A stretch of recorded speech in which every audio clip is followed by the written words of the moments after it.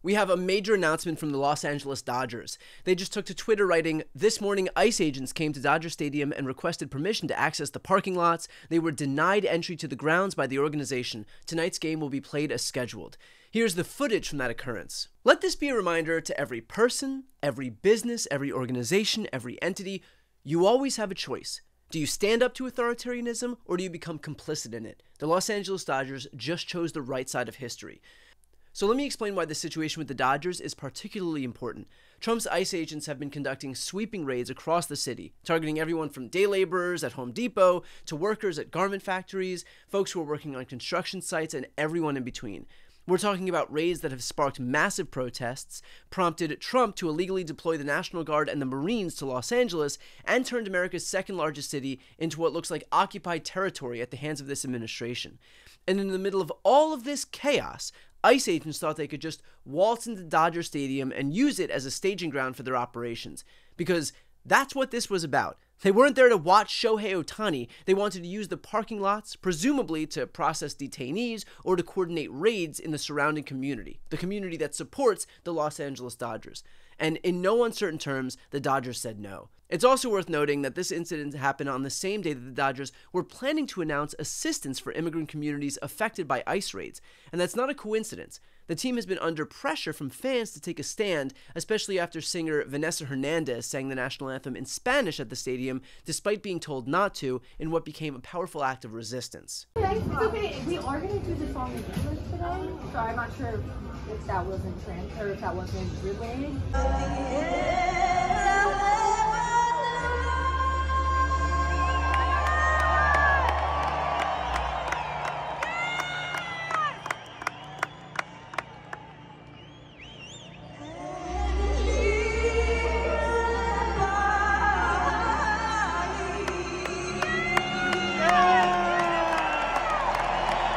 But even with that context, what the Dodgers opted to do today went beyond symbolic gestures.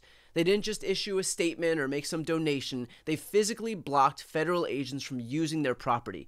They turned ICE away at the gates of the stadium. That is direct action, and it's exactly what we need more of. And look, will this invite government retaliation? Possibly, and probably. But you know what? This government is going to retaliate anyway. They are going to abuse their authority anyway, so you might as well fight back. You gain no goodwill by engaging or cooperating with this administration. You just look like a pathetic enabler. And if you don't believe me, just ask Paul Weiss Law Firm. And let's be clear about what the military has been doing in Los Angeles, because this isn't about law and order or securing the border. It isn't even just about terrorizing communities, although as far as the Trump administration is concerned, that's part of the allure for someone like Trump and Stephen Miller. Here's the insidious reason that Trump may be so focused on ensuring that he's able to keep the military deployed in Los Angeles. Here's an excerpt from my newsletter today. Back in 2020, Trump engaged in discussions to seize voting machines as part of his effort to overturn the election results. Draft executive orders were prepared that would have directed either the Department of Defense or the Department of Homeland Security to execute that plan with the help of sycophants like Rudy Giuliani, Sidney Powell, and Michael Flynn. To Trump's dismay, the effort was ultimately abandoned after officials like Bill Barr, Chad Wolf, and Ken Cuccinelli reportedly told him and his allies that the government lacked the authority to seize the machines. But Trump's second term is about correcting the errors of his first. Never again will he empower people like Mike Pence and Mark Esper who refuse to enact his illegal edicts. Never again will he be restrained from using the U.S. military as his own personal police force. And never again will he miss his opportunity to entrench Republican control for the foreseeable future. 5 years ago, Trump's plan to seize voting machines and overturn the election was blocked from within the government. But what few responsible officials remained have been replaced by loyalists. And now, with Trump deploying the military into American cities, he will have boots on the ground to execute his plans.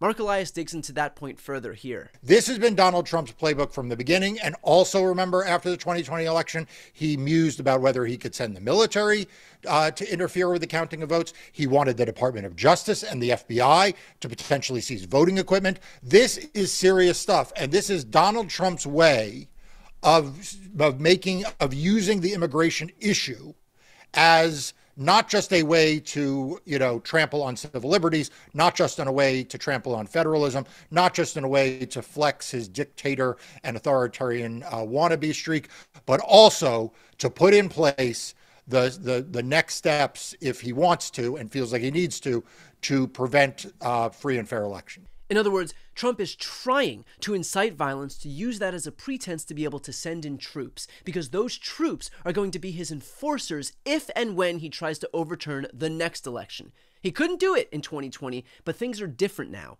Gone are the Mike Pences and in are the Pam Bondis.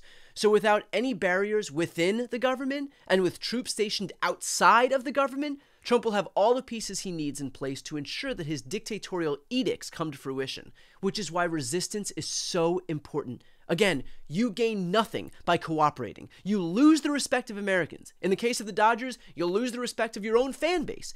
But you also embolden a lawless administration, and there is some serious danger in that. Because the more people, businesses, organizations that bend the knee, the more empowered this administration feels. And we have seen what happens when this administration feels empowered. What the Dodgers did today matters, because every institution in America is going to face the choice. Do you normalize Trump's authoritarian tactics by cooperating with them? Or do you stand up and say, not here, not on our property, not in our name? The Dodgers chose resistance over complicity. They chose their community over government intimidation, and they did it at a moment when that choice actually means something, when there are real consequences for standing up to federal agents.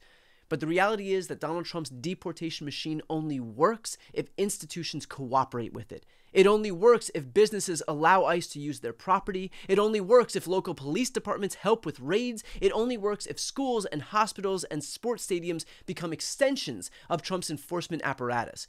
But when institutions like the Dodgers say no, when they refuse to be complicit, when they deny access to federal agents trying to terrorize their communities, that's when the whole authoritarian project starts to break down.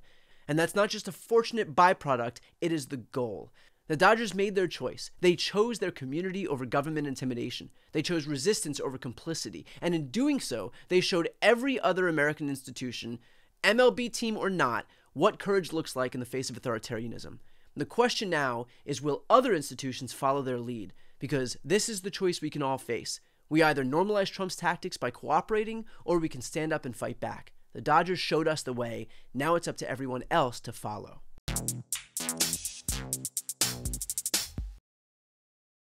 Before you go, if you enjoyed this content and you want to see more and support independent media, please subscribe to this channel. The subscribe button will be right here on the screen. But second, the reality is that we are now in a political environment where this administration can lean on any of the social media platforms to suppress certain voices if they don't like critical coverage. That means my longevity here is in the hands of a few tech billionaires who are already making it clear that they are willing to cater to this administration.